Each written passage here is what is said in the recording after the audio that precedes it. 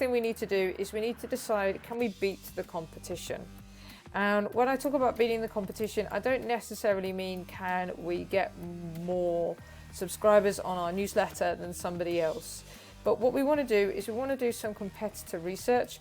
We want to find out who is doing well in this particular niche. So if we were going for health and we were looking at something like yoga or HIIT or CrossFit or something like that for our newsletter, then what we want to do is we want to find people out there that already have a website, maybe they have courses, maybe they have their training videos, maybe they have a YouTube channel, and just make sure we can identify who is doing well.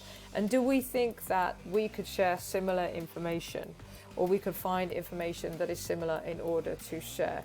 And it's also worth checking out if there's something out there that's trending. And this is because, yes, you can jump on a trend, but also trends die. And you don't want to create something that's just about something trending and then it dies out and your newsletter is no longer active because the subscribers have lost interest. So you want to make sure that there's already people out there doing it, somebody out there that's doing it well, but they might not be doing it in the same way that you're going to do it. Maybe you can put a spin on things. Maybe you can only find websites. You can't find any decent newsletters out there. I'd say if there's not one newsletter out there at all, that would be a little bit concerning. But if people aren't doing newsletters well, then that's probably something you want to consider focusing on. But also, is there a sub niche? So if there's tons of competition, is there a sub niche that you could focus on? Again, you don't want to go too small that you can't build up enough subscribers, but is there a sub niche that's big enough that you could start your newsletter off in, get subscribers onto that newsletter, and then market to them? This is going to take some research. This is going to take some time. But there are lots of tools out there that you can use. One of those tools that you can use completely for free that I'll show you now is this here. This is Google Trends. And as you can see, I put in 3 different types of exercise. So if we take the health niche, for example, and I want to make a newsletter around a particular type of exercise, you can see we've got the 3 examples here, with yoga being a lot more popular, showing a lot more interest over time.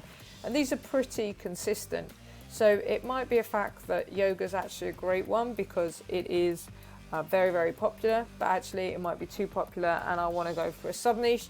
Whereas HIIT and CrossFit, because they are consistent and lower, then I might be able to build myself more of a niche, smaller newsletter, but actually get a lot of people who are interested in my niche. This is really interesting, I find, with the CrossFit, because we've got a few peaks here, which shows that if I can find out what's going on at these particular times, then I can see if there's something trending. You can also break this down by country, see where the interest is coming from. You can look globally as well as just in one particular country. You can change it over a period of time.